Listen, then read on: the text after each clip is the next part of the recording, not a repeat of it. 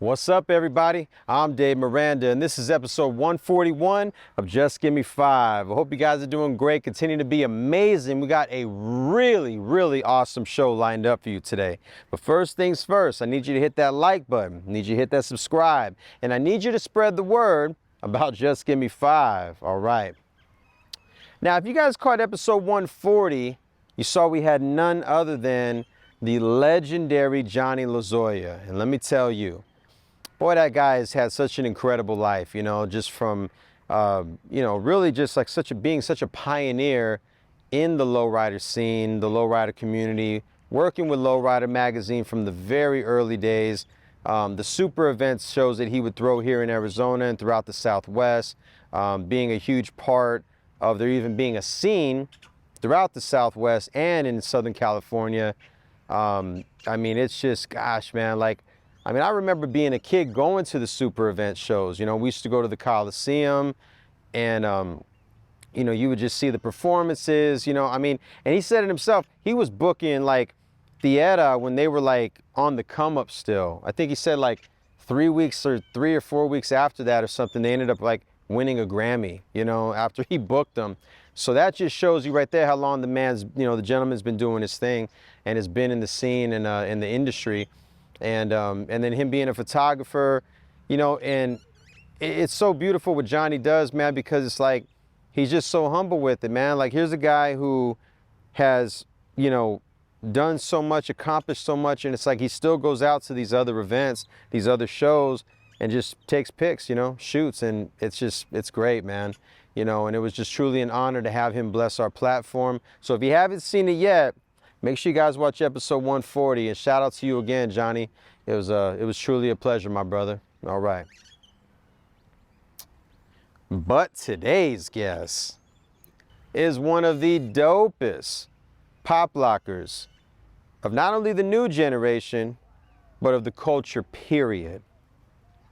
We're going to talk about what got him into pop locking and where the inspiration came from, as well as some of the TV shows he's been on and made appearances. We're also going to talk about his time teaching others to dance and the joy that brings him, as well as what he's got going on next, and so much more. So ladies and gentlemen, without further ado, I present to you Decoy Munoz. Yo, what's up, everybody? It's Armando Decoy Munoz. All I'm saying is just give me 5.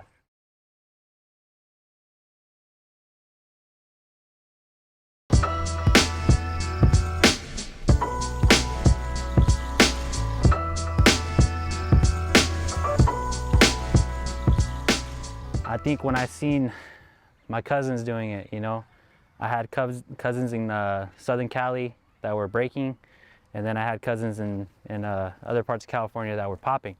So a lot of it went over my head like in the beginning, but when I first seen it like at family reunions and like fully like watched when I was a kid, I was like, man, I wanted to do this because they had all the attention, they had all the families watching them, like cheering them on. So a lot of that didn't process in my mind at first because I didn't have that growing up, so I wanted to be like them, I wanted to have that confidence to go out there and just pop and stuff. So that was like around the first time I seen it and wanted to become a pop locker.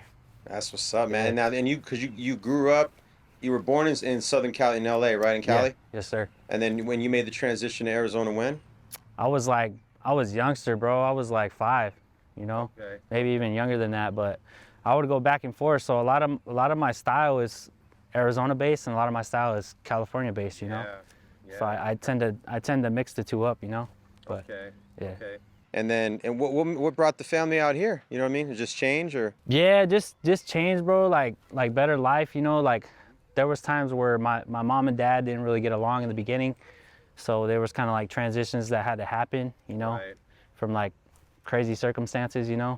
that led us here. But I would go back and forth, bro, with her all the time. Like every summer, she would take me and my brothers and sister over there, to visit the family every now and then. So that's how it was. Who were some of the groups like in your old neighborhood at that time, like that you kind of admire? Like, man, they're dope.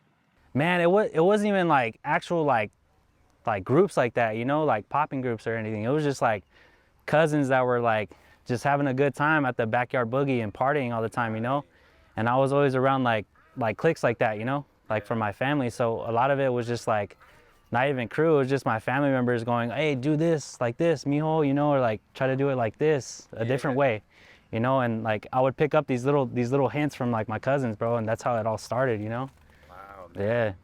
You remember like the first time like you did it and you really felt confident, like, okay, I can do this. Man, a lot of it was like, Was it at a party or something? yeah, like a lot of it was just at parties, bro, or like family get-togethers, you know. To where I was hearing like people actually telling me like, keep going, you know, like you can do this, you know. I wouldn't say there was like a specific moment where it was like that, where I was like, I can actually do this and stuff and pop. It was kind of just like, it was natural to me, you know. I was born into it. It wasn't something that like I learned overnight and started doing it, you know. Right. And for the people that aren't necessarily like familiar with pop locking, why don't you give them a brief like description of like what exactly it is and contains? Shit, pop locking is everything to me, bro. It's like what you do in everyday life, you know. You can turn it into popping, you know. Like it consists on like contracting the muscles, you know, and like holding the flex and then releasing, holding the flex and releasing, because that's how I learned, you know. Yeah. And to the point where you can start electrifying it, you know, and like vibrating with it and stuff, you know. So a lot of it is based off just hard hit, bro, because in LA a lot of cats just were good with the hit, you know. So that's how I was able to get that pop locking down, bro, and having that hard hit, you know, and that hard style. So that's how it is to me, bro. It's like, it's not even like, it's a lifestyle, bro. Honestly, to tell you the truth, it's a lifestyle, bro, and anybody can do it. Anybody can do it at any age. You just gotta learn the history first before you start doing it, you know. Because I remember talking to you off camera and you were telling me that when you dance, it's like there's almost a story every time. What exactly did you mean by that? Like a story, like as in like, I try to like, when I pop, like it's like certain music, you know. Like if I hear like a low beat sound, I'll think of stuff that happened in my past, like the bad times, and then try to like be aggressive with the hit and like just bring it out in a story, you know. It's like reading a book, bro. There's gonna be a middle, or there's gonna be a beginning, middle, and end, you know. Right. Every time you dance, you gotta tell somebody that's watching you your story, you know. So that's what I base the popping off of, you know.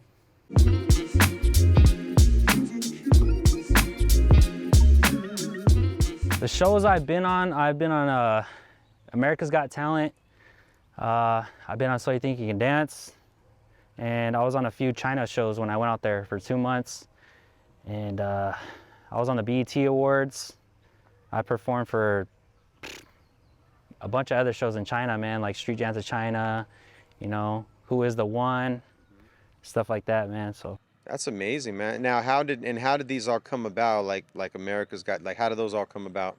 A lot of them were just like out of nowhere, bro. Like I didn't even think that my dance career or my dance would even get me like on TV, you know, because I was always in the street scene, like just wanted to dance because I enjoyed it and I loved it.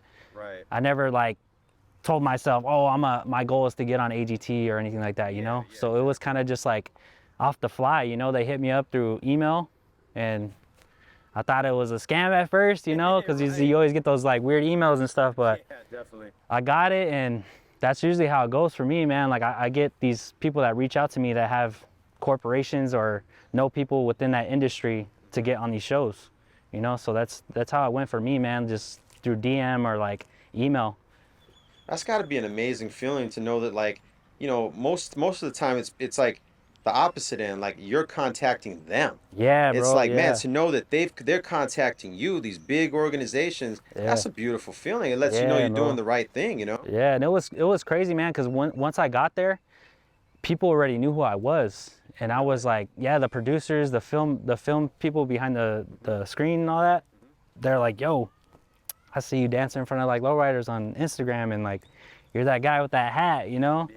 I'm not wearing the hat right now, but you know what I mean? But they know me for the fedora hat and all that stuff, but they're like, you're that guy that be dancing on the internet, and I'm like, yeah, and they're like, let me get a picture with you, bro. And it's like, it's so mesmerizing, man, just to be like in that like circle of these people that I've always wanted to be a part of, you know? Exactly. And these people like even know me like when I go and meet them. So it's like, it's crazy to even think that I was even there in that moment and like going on that stage and just showing popping, bro. Well, and the fact that exactly, and the fact that like they appreciate you, they already respect you for what you do. It's Hmm. like they're just gonna put so much more into it. You know what I'm saying? Yeah, yeah, Like you're gonna really get some like a good product out of that. Then you know what I yeah, mean? bro, for sure. What did you feel like when you did America's Got Talent? Like how what was that kind of vibe for you? Sheesh, bro.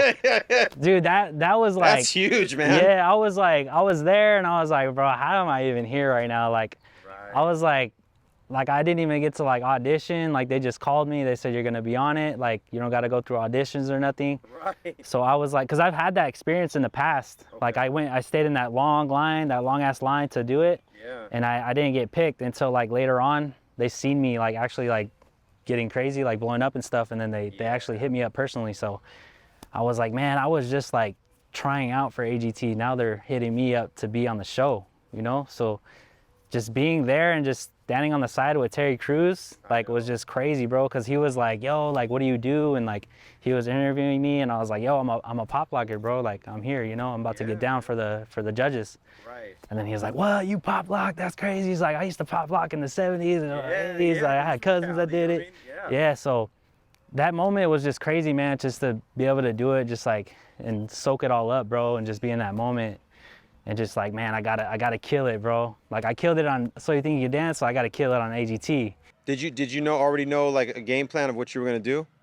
Yeah, they had me make like a mix and stuff. So I had one of my homies make it. Okay. And Product of the 90s, go check him out. That's the homie right there.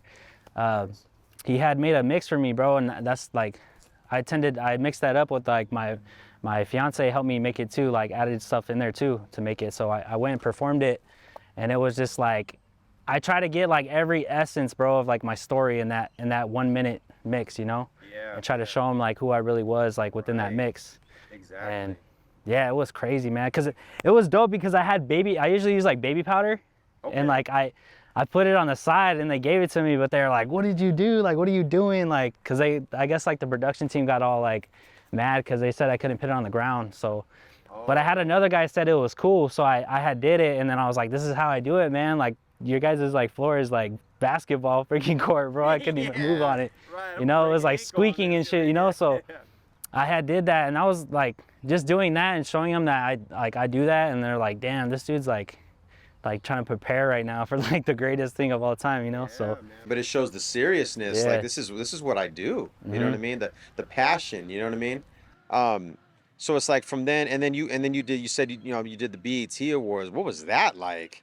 that was crazy, bro. So I got hit up through my agency that I work with. And they said, yo, they need like a special talent, like they need a popper. And like I was like the one that was like next in line because I just signed the contract with them. Okay. And they're like, can you be on the BETs? You have to fly out like the next day. And I was like, because they're usually in LA. Yeah. And I'm like out here, so it's kind of hard to like the next day I gotta leave like out of nowhere, you know? Right. So I kind of like, bro, I put like my last paycheck, bro, into that trip. Wow. And like I stayed there for like, rehearsal was like, I think for like a week. Okay. And we rehearsed like the routine and all that. And we were dancing to Kid and Play. So, Which record was it? Ain't Gonna Hurt Nobody? Yeah. you know, we're dancing to that. And then we had to like fully like prepare for that, bro, because as I was dancing, like I would dance in the middle and then I would have to hit a pose on a certain like Like a cue. yeah, cue. Yeah. And they walked, like Kid and Play went like this in the middle. And then they started doing their thing, you know? Yeah. And then I was like, it was like really stressful because I had all these eyes on me, bro, all these producers watching me at the rehearsal. And then when we had to do it like screen time, bro, it was like, bro, it was crazy because like the lights, like when you get up on that stage, bro, it's a different story, bro. Like, Was it at the Staples Center? Or? yes. Yeah. Yeah, the Staples Center. Okay. So when you get up on that stage, it's like, it's a different story, man. You gotta like be a perfectionist, bro, in that moment. Because if you don't, you're gonna be a meme. You're gonna be a walking meme for the rest of your life, you know? Right. In today's world, yeah, man. Yeah. Like, but I mean, that's got to be incredible, man. Like, you got Kid and Play right there, and it's like, and I always felt like people don't give them enough credit, not just hip hop wise, but like their dancing. You know what I'm saying? In the hip hop world too, I've always felt like they were just so incredible with it, and it's so dope because it's like you got to be a part of that, And so they just kind of brought you out there, but they weren't like putting you up or anything, like in a room? Yeah, they helped me. They helped me with my room. They gave me a reimbursement Oh, okay. for gas and all that. Cause I usually drive out there. I don't usually fly because I got my son. So we all usually go as like a team, you know, and then we drive up there. But Right. yeah, they hooked me up. They reimbursed me, man. So it was like worth it in the end, you know. But some of the checks I was saying that I had to spend was like on my own, was like food, Yeah, man. you know, stuff like that. Per diem or nothing like per Yeah, diem, like it was like off. Some of these shows that I've done were off that, bro. Was just like the timing was off sometimes, but I just risked it, bro. Like I risked like my paycheck just to get out there and just do what I have to do, you know, and just show face, you know. Right. That's what a lot of my life consists off of, bro. Just like taking a leap of faith and then hoping it comes out good, you know. Self, man. Yeah. Always bet on self. I know your family's got to be proud. What did they say, man? Man, my girl started crying, bro, because it was like we started from like an iPhone, bro, you know, and just like little pocket cameras to like the big screens, bro. Her like they usually invite her and she films like the behind the scenes and all that for me. So that whole experience for her was just like life changing too, bro, because we're like a team, you know. Right. So that too, and my son too. He was on So You Think You Dance when he was like 2 months old. So he was, yeah, he had like the muff headphones and all that. You can see it on the episode on there. Yeah. Yeah, and he was there too. He was backstage watching and shit. He was like, Dada. He's like, oh my God, Dada. That's incredible. So it was like, man. yeah, it was a good experience for her too, man. Just as much as it was for me, you know. You know, and that's what I want, and that's exactly, and that's a good segue because I wanted to kind of get into that because I remember talking to you the other day and you were telling me that she does a lot of your your editing, your filming, and I just think that's so like awesome and important to know. It's like, you know, that's just like the true definition like of a down female. You know what I'm saying? Like a down woman. Like, you know, it's like literally a teamwork. You know, like a team effort, and I just think that's beautiful, man. Yeah, and she like, she has a right mindset, bro. Like, she's my brain pretty much, bro. You know, like when it comes to like filmmaking and like just making decisions like in my life, you know. Right. So I'm glad I'm able to have like that strong suit of a person to be able to tell me like, oh, this is a good idea, and then this is like, I don't know, you might not get anything out of this, you know. Exactly. So she's like my right hand lady, you know. She's my rock, bro. She lets me know how it is, and she's my brain, bro. You know, she tells me what good intentions I can get out of working with certain type of individuals and stuff like that. So she'll be directing like a lot of my stuff that I put out, bro. Like go here, get here. To be able to have like, let me put it this way, to be able to have someone by your side to say, like, to get that second option on something that you're gonna film or you're gonna like be acting in, you know. And it's like to get that second option of them telling you like what they think about it from like a third person view. Right. You know, it's like, it's really dope to hear it from like somebody that you can trust and stuff like that, you know. So Exactly. yeah, I always like love her for that, bro, because she tells it how it is, you know. I love And it always comes out good, bro. Like every time I put a video out, it's like, Yeah, you should. It's like yeah, she's the one that's like, trust the work. yeah, she's like, oh, I like that, you know. It'll go crazy, it'll go viral, you know, and stuff like that, you know. So Oh man. yeah, bro, it's a crazy, like, we're a crazy team, man, you know. Much love to my girl. You already know, you know, it just makes me happy. Yeah.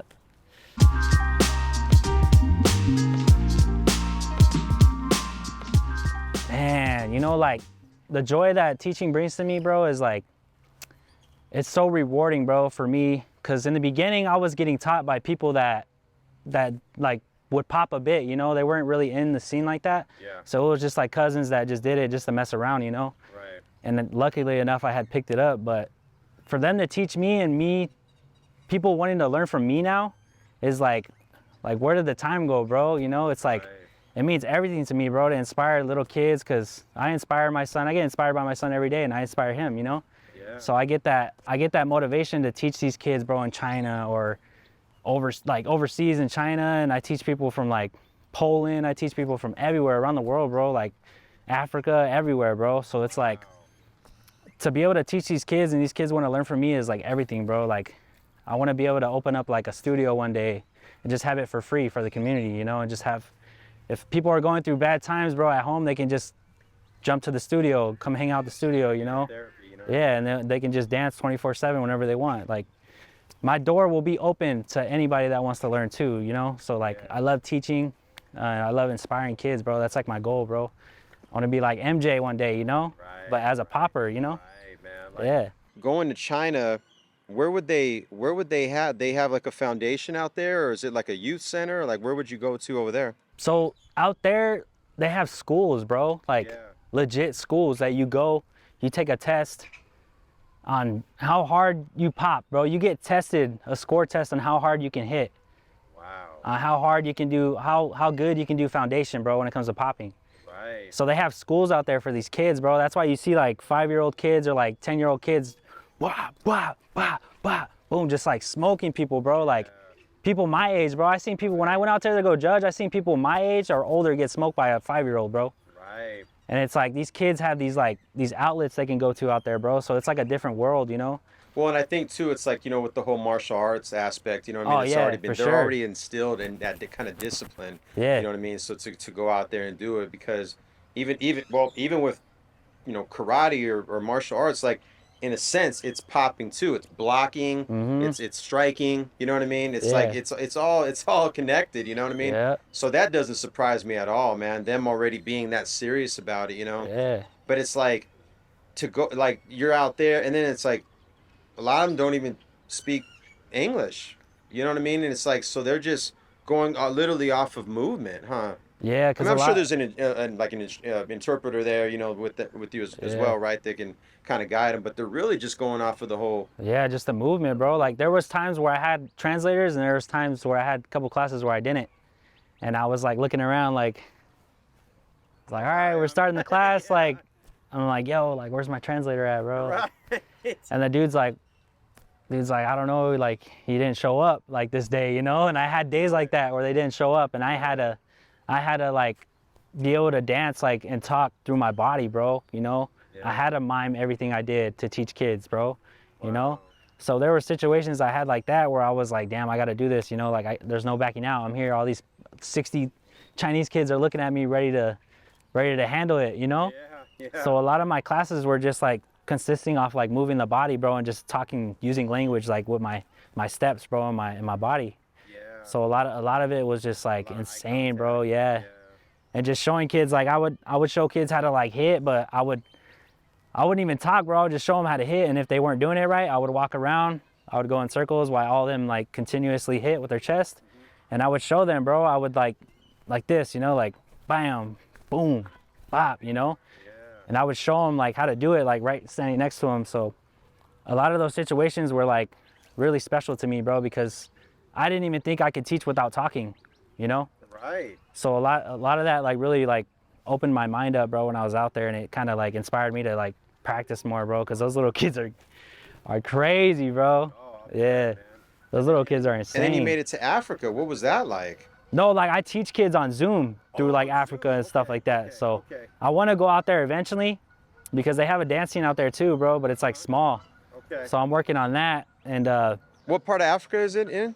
I don't even know. I'm talking to the guy, and he's like, he goes all over like different communities in there, Okay. and he teaches these kids, bro, like outside, like in the dirt, Right. just dancing them, like showing them how to hit, bro. And Yeah. I'm talking to him about it. I've been talking to him for like a good year already. So hopefully I can go out there and like show these kids, bro, what the West Coast is really about, you know? Right, man. Did they contact you for that as well, or that's cool, man? Because I mean, it's like seriously, man. Like your videos, your clips on IG. I mean, they all just do very, very well. Yeah, bro. I try to make the best out of it, you know, even if it doesn't. Every time I post, I'm not looking to go viral, bro. That's the Right. thing. Like a lot of people think, oh, like this dude just wants to be famous, you know, but in reality, it's not. Every time I put out a video, it's sharing a message to the world, bro. Exactly. I share my experiences through the videos, you know? So I don't care if it goes viral or not, but when it does, like I'm most humble about it, you know? I appreciate everyone showing the love, you know? So at the end of the day, bro, it doesn't matter about views or likes or being famous and stuff like that, you know? I just enjoy the dance, and I want to inspire as many people as I can through my videos, bro.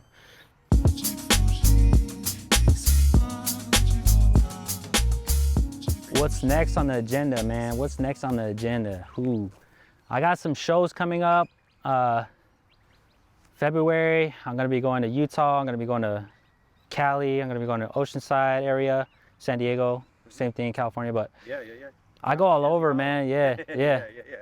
I go everywhere, bro. Like in this month alone, like I'm going to Utah, Vegas, Cali, all over Cali, and then I'm coming back here for a meet and greet, which is on February 11th. So we're gonna have a meet and greet, and I want to have a meet and greet just because I have a lot of fans out in Arizona that want to be like, yo, like I want to meet you and stuff like that. So this is like your guys' opportunity to like actually know who I am as a person. You know, this is why I do this interview, because I want people to know who I am in the future, not just a guy that goes on Instagram or TikTok and Facebook just to dance. You know, I want to share my story to the world. That way I can inspire more people and stuff like that. So the future is like endless, bro. I don't know what's gonna happen, you know, like when you're a dancer, bro, it like comes and goes, bro, you know. It's like you have an opportunity, you grab it, bro, and just run with it. So a lot of my future is gonna consist off that, bro. It's just getting booked up and showing the world more of what I can do, man. So Absolutely, man. Do you feel in the future your little boy's gonna be a pop? oh yeah, he already is, bro. Yeah. He already is popping, you know. I'm already showing him, but he's like, he'll just watch me. Some days he'll just watch me like that, and I'll just be like, I'll like show him how to dance, bro, like with like my waves and stuff like that, and he would just like, he'll like pick his hand up and like kind of go like that. Yeah. And there was point in times where he was like, sorry, it makes me want to cry, bro. It's crazy, bro. Like just having a son and just him like you inspiring him and him looking up to you as a father, you know, because I didn't really have that as a kid, you know. Like I try to find that outlet with my dad, but it was like I had times with good times with him, I had bad times with him, you know. And then there were some times where he was gone, so I didn't really have that trust fund of a father to show me like the right way, you know. So it breaks me up, bro, to like be able to teach my son, and my son just like looking up to me and like thinking I'm the only dancer in the world to show him like how it is, you know. So yeah, bro.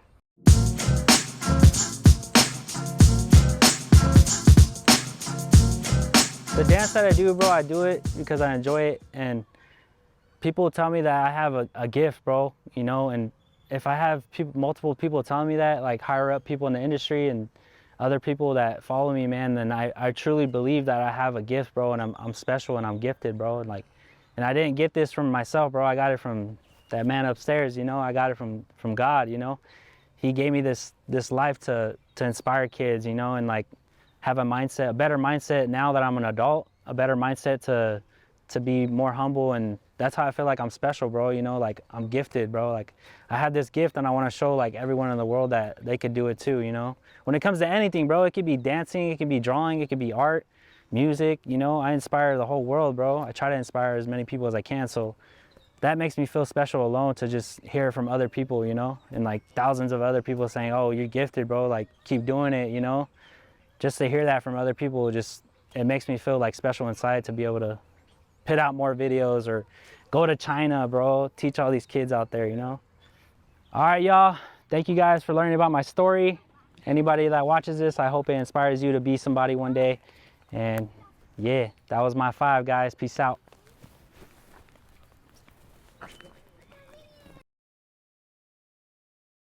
And there you have it. Shout out to my brother Decoy, man. You know, this was a real treat. You know, we've been trying to make this happen for a while. He's a busy guy, you know what I mean? And we just appreciate the fact that he took the time to come over here, you know, bless our platform, you know, and just really be thrilled about it as well. You know, the guy is just, you know, accomplishing so much, man. Has done so much for the community, the scene, the culture. And, you know, it's just a real joy, man, you know. And, you know, just keep going, my brother. Like, you know what I'm saying? You truly have a God gift, man. And, you know, we're really rooting for you, man. You got a great story, you know, you got a great heart. Just keep staying on track, man, and just stay focused with the family. Everything else is just going to be, you know, smooth sailing, man. So yeah, once again, man, we just really want to take the time to thank you, man. The Just Give Me 5 team has your back, and you know, let's just continue going. Wish you the best and absolutely nothing less. Make sure you guys are following him on social media. And shout out to my brother Jimmy Nelson on that camera. Make sure you guys subscribe to our YouTube channel. Tell a friend to tell a friend. All right. Well, this was definitely one for the books. I hope you enjoyed it as much as I did, though. Till next time, stay tuned, stay blessed, stay healthy, and just give me 5, y'all. Everything you get, you got to work hard. I had to hustle.